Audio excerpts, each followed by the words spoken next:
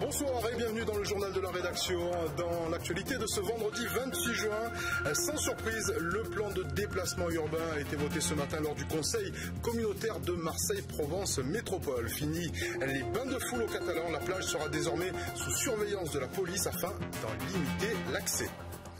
Le plan de déplacement urbain a bien été voté aujourd'hui au conseil communautaire de MPM. Pour ce dernier rendez-vous, avant la trêve estivale, nos élus s'en sont donnés à cœur joie. À 9 mois des municipales, les prétentions des uns et des autres commencent à se faire sentir. Illustration ce matin dans l'hémicycle de MPM, Marguerite Kioch était sur place. Il était une fois... S'il vous plaît.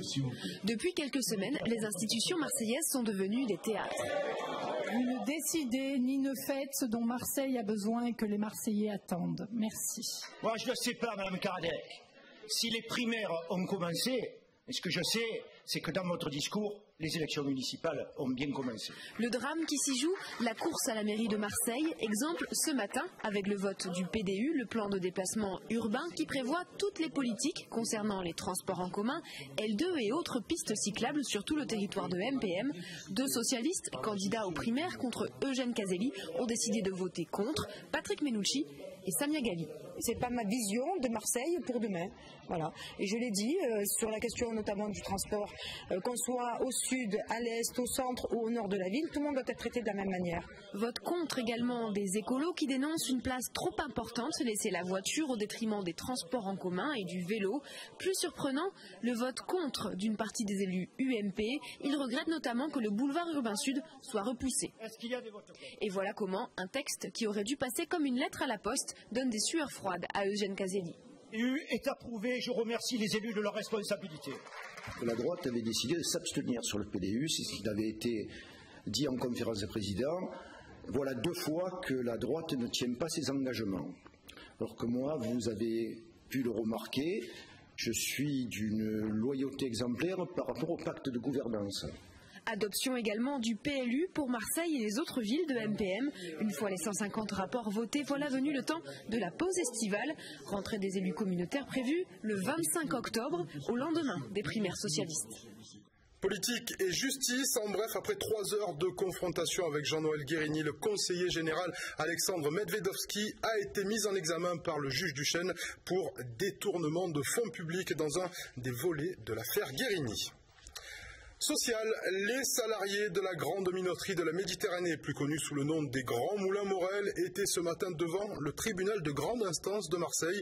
Ils demandent l'annulation du plan de sauvegarde de l'emploi mis en place par la direction du groupe Nutrixo. L'année dernière, la direction des Moulins Morel avait annoncé la fermeture de l'usine de la Valentine. 60 emplois sont menacés. On écoute la réaction d'un des salariés.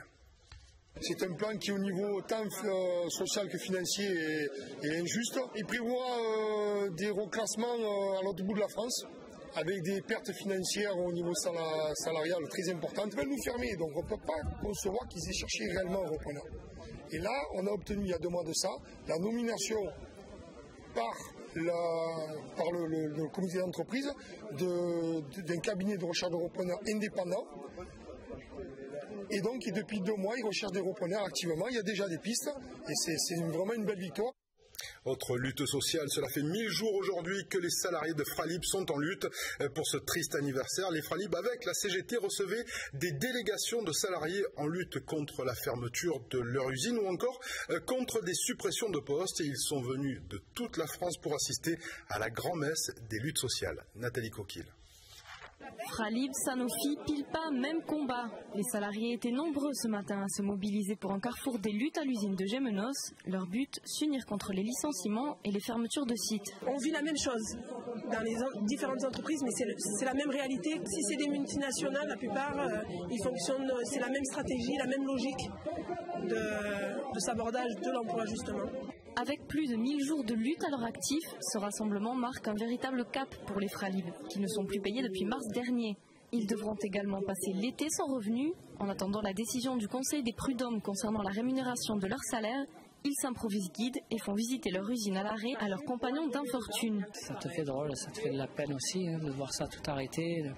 Dès qu'on redémarre un peu certaines machines, on remet les compresseurs en route pour faire des essais, pour faire un peu de maintenance ou quoi, déjà à l'oreille ça fait du bien. Au-delà de la colère contre les dirigeants de leurs entreprises, les salariés reprochent au pouvoir public et politique leur inaction.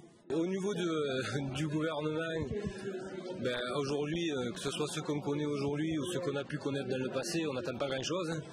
Par contre, on attend certainement qu'il y en ait d'autres qui prennent la place et qui soient enfin du côté de ceux qui produisent la richesse du pays, c'est-à-dire ceux qui travaillent. Salariés et syndicats ne souhaitent pas en rester là. Début septembre, une nouvelle journée des convergences est organisée à Sisteron, cette fois par les employés de Sanofi.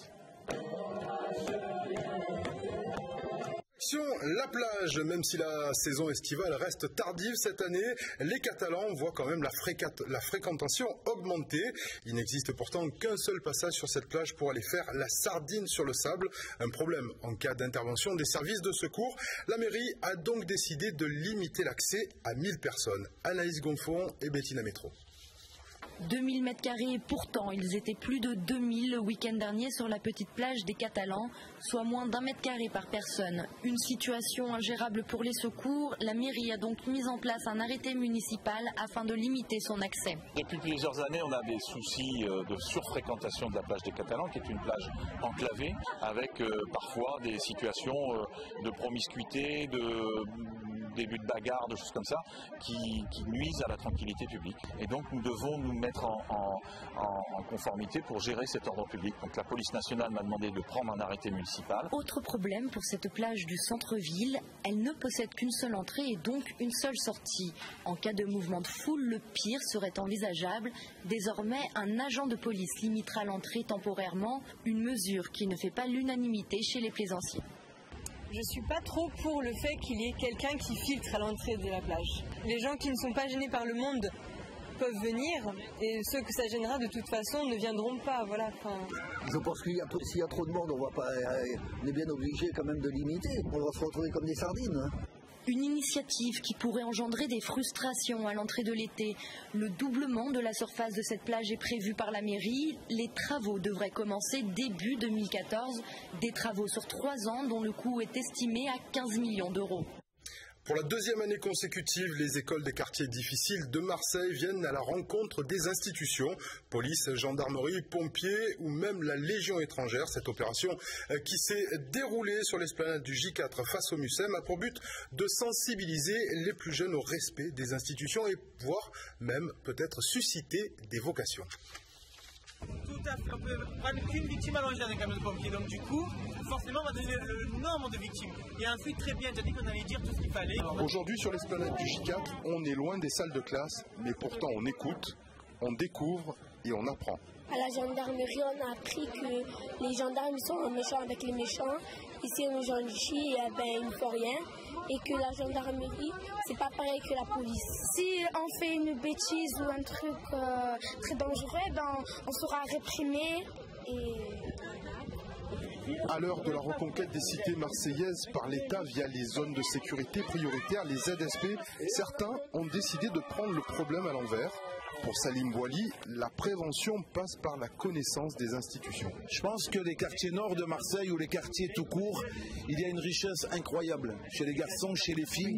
Et le travail derrière l'uniforme, ces hommes de la police, de la Légion, des pompiers, des gendarmes, de la préfecture, partagent aujourd'hui quelque chose de valeureux.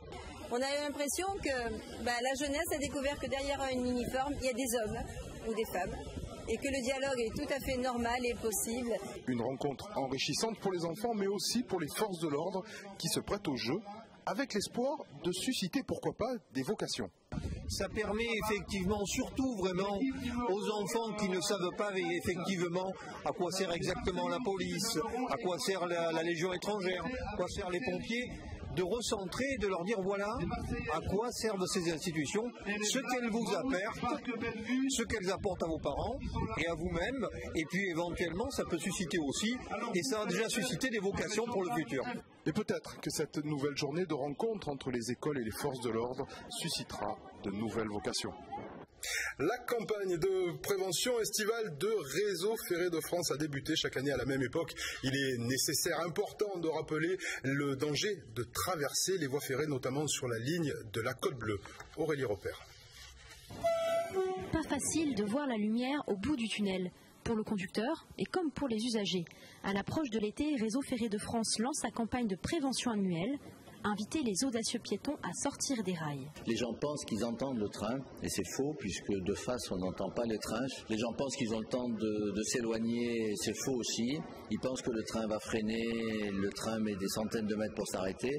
Donc c'est vraiment sensibiliser que sur une voie ferrée, on est vraiment on risque sa vie en marchant sur une voie ferrée.